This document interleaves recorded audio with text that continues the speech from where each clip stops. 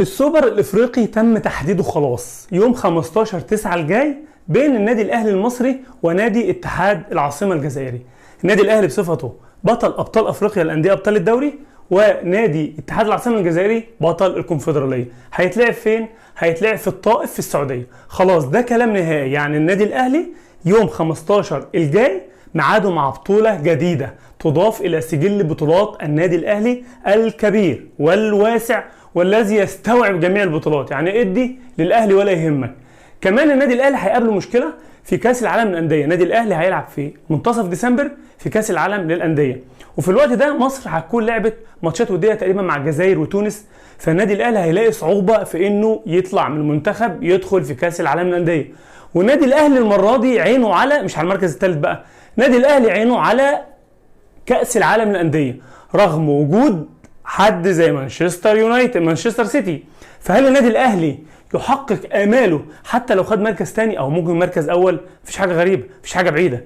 شفنا في السعوديه مع كل النجوم دي فرق زي النصر والاهلي والهلال بتتعادل مع انديه لسه صغيره او انديه ما دعمتش بالكامل النجوم اللي عملتها الانديه الكبيره. فهل النادي الاهلي عينه على كاس العالم للانديه ويفوز بيه؟ كل شيء ممكن. بص، مع العزيمه ومع الكفاح تقدر، انت تقدر، اي حد يقدر طالما عندك عزيمه وعندك خلاص امل وعندك هدف ممكن تحققه. ليه لا؟ ده بالنسبه لنادي الاهلي ان شاء الله في بطوله العالم في كاس العالم للانديه والسوبر الافريقي. القندوسي عامل مشكله كبيره يا جماعه، القندوسي مش عايز يمشي. حتى النادي الاهلي بعد ما كان هيوديه سيراميكا ب 400,000 دولار زي ما قلنا في الحلقات اللي فاتت، قال لك لا ممكن نوديه زد بمبلغ اكبر شويه. مش عاجبه، ممكن نوديه الكويت يحترف في الكويت بمبلغ اكبر سنه. لكن القندوسي بيقول لهم لا انا عايز عقدي، انا مش همشي، الدنيا عادي يا اما اكمل. فطبعا النادي الاهلي زي ما قلنا عايز يمشي القندوسي عشان في مهاجم جديد افريقي جاي، علشان النادي الاهلي بيدعم بعد بيع شريف، لان الاهلي زي ما قلنا مرارا وتكرارا ما عندوش غير كهربا وصلاح محسن. وزي ما قلنا مرارا وتكرارا الاهلي داخل بطولات كبيره جدا وكتيره جدا، فمش هينفع معاه 2 مهاجمين. الاهلي عايز 3 4 5 علشان يخش يكمل البطولات اللي جايه دي. عنده سوبر افريقي، عنده دوري مصري، عنده سوبر مصري، عنده كاس العالم للانديه، عنده بطوله افريقيا، عنده كتير. فالاهلي محتاج. لكن القندوسي عامل مشكله، القندوسي عامل صداع. فهل القندوسي مشكلته تخلص ولا لا؟ بقالنا كام يوم في مشكله القندوسي، كام يوم القندوسي مش عايز يمشي، القندوسي زعلان، القندوسي سيراميكا لا، زد لا، هل تروح الكويت؟ مش عارفين. قندوسي طب انتوا جبتوه في ايه ومشيتوه في ايه؟ ما هي برضه دي نقطه تتاخد على لجنه الكوره. انتوا جبتوا القندوسي في ايه ومشيتوه في ايه؟ بتتعاقدوا ليه معاه من الاول؟ ما دي غلطه. يعني اللي ما يقولش كده يبقى معلش بقى، معلش نحي انتمائك جانبا. جبتوا القندوسي في ايه ومشيتوه في ايه؟ بتجيبوه ليه من الاول؟ علشان ايه؟ مش فاهم انا. القندوسي جه ليه مش عارف. طب انتوا جبتوه وعامل مشكله اهو، وما لعبش وعامل مشكله، ولسه جاي في يناير. طب هنعمل ايه في القندوسي؟ ما اعرفش. فده الايام اللي جايه هنشوف ايه اللي هيحصل في مشكله القندوسي. الخبر اللي معانا بعد كده، يقال ان امام عاشور سيتم اعارته الى نادي زد. ما تستغربش، انا بقول يقال، خبر 50-50، لكن الكلام ده بيقال ان امام عاشور كان عنده اصابه رخمه شويه، اصابه صعبه شويه، ويقال انها لما جت لامام عاشور في ميتلاند امام عاشور اهمل في علاجها. فالاصابه شكلها مطوله مع امام، رغم ان احنا قلنا انه خلاص هيدخل التدريبات وهيروح المعسكر مع النادي الاهلي اللي هو في النمسا من 28 اغسطس الى 6 سبتمبر. لكن الموضوع شكله زي ما بقول لحضرتك كده، وافتكر كلامي، وكلامي ده يحتمل الصح ويحتمل الخطا. ممكن اكون انا يعني سبقت شويه وسبقت ناس كتير في الخبر. فهل امام عاشور فعلا اصابته فيها مشكله وممكن يتم اعارته لنادي زد؟ الله اعلم، بس هنشوف خلال الايام اللي جايه. فالنادي الاهلي قال لك طب انا هخلي امام عاشور باصابته دي قاعد على الدكه بعد كل الهيلمان اللي اتعمل في مصر والقلق اللي اتعمل في مصر، جبناه ب 3.5 مليون دولار علشان نقعده على الدكه، ولا نبعده لنادي زد علشان انا مش عارف يعمل اعداد، يعمل مش عارف انا. فهل الخبر ده يحصل ولا لا؟ يعني الايام اللي جايه هتثبت لنا. الخبر اللي بعد كده، غرامه كهرباء. ناس كتير كلموا الناس الجداد في نادي الزمالك علشان يقسطوا غرامه كهرباء، لكن ده نادي الزمالك في عرض الجنيه. يعني نادي الزمالك في عرض الجنيه، فهيقسط غرامه كهرباء ازاي؟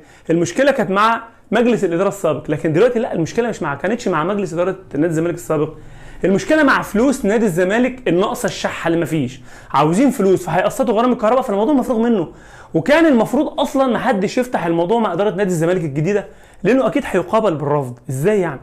فالموضوع بقى محاماه داخلين ويروحوا وتعالى وفي الفيفا وقضايا ومحاكم والكلام ده، فما نعرفش هتخلص عليه، بس كهرباء هيدفع يا اما هيتوقف.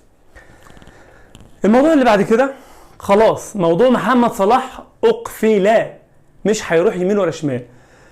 يورجن كلوب طلع قال كلام غريب غير كل اللي بيتقال، غير اللي احنا قلناه على مدار الايام اللي فاتت والدنيا مقلوبه، ان محمد صلاح رايح اتحاد جده. يورجن كلوب قال لك مفيش اي حاجه جت رسمي. نعم، مفيش عرض رسمي من اتحاد جده؟ مفيش. امال كل اللي حصل ده كان ايه؟ مفيش اي حاجه. وحتى بص بقى، وحتى لو جه عرض من اتحاد جده او اي نادي سيقابل بالرفض ومش هنوافق. ده لو جه، هو ما جاش. والمليار دولار في 4 سنين هو ما جاش، ومحمد صلاح في الاسبوع هياخد كذا وفي الشهر كذا وفي اليوم كذا وفي الدقيقه كذا. يا جماعه ده انت محمد صلاح ده شرق شرقان، ده خد يعني كل ده مفيش عرض رسمي من اتحاد جده السعودي. يورجن كلوب بيكذب ولا ايه؟ يورجن كلوب يعني مش بيفشر علينا؟ ما نعرفش، بس هو قال كده، قال لك مفيش عرض رسمي، محمد صلاح باقي. يا ولاد الذين، امال ايه الكلام ده؟ مش عارفين.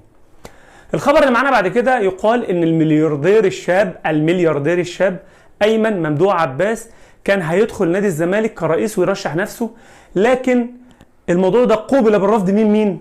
من نادي الزمالك؟ لا. من الوزير؟ لا. من كبار نادي الزمالك؟ لا. من اللعيبه؟ لا. امال من مين؟ من ابوه ممدوح عباس. ليه بقى؟ ممدوح عباس بيقول لك ان احنا الاسره بتاعتنا تعرضت في الفتره الاخيره لكم اغتيال معنوي من اداره نادي الزمالك السابقه، فاحنا مش عايزين ندخل العمل ده، احنا ممكن نساعد من بعيد، لكن ندخل ونتعرض لكل اللي حصل لنا لا. ايمن ممدوح عباس هو اللي كان بيقود ملف ضد مرتضى منصور في الفلوس اللي كانت ممدوح عباس عند الزمالك والكلام ده، فهو اللي كان بيقود الملف. وبعدين ايمن ممدوح عباس عنده التزامات كتيره وشغل كتير والكلام ده، فهل ايمن ممدوح عباس يقنع ابوه يدخل؟ الله اعلم. وهل يعني يضخ اموال في نادي الزمالك عشان نادي الزمالك يقوم؟ الله اعلم.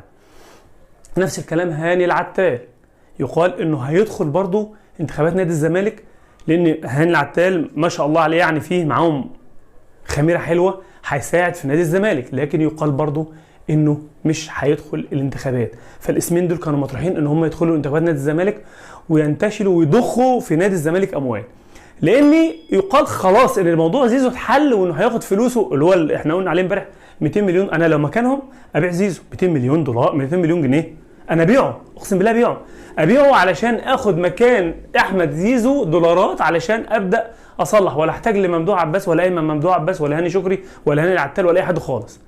انا ابيع زيزو عشان خاطر هديله 200 مليون دولار جنيه ازاي؟ فالمشكله دي قائمه لسه، فلسه ما نعرفش ايه اللي هيحصل في نادي الزمالك. الموضوع اللي بعد كده، ابراهيم انداي بيطالب بفلوسه. ابراهيم انداي ما قبضش من نص الموسم اللي فات وعايز فلوسه وما خدش فلوسه، وفلوسه بالدولارات. كل شويه هيطلع نادي الزمالك حاجه كده، هيطلع له حاجه كده، فاحنا مش عارفين الحاجات اللي هتقعد تطلع نادي الزمالك هتخلص وهتنتهي امتى.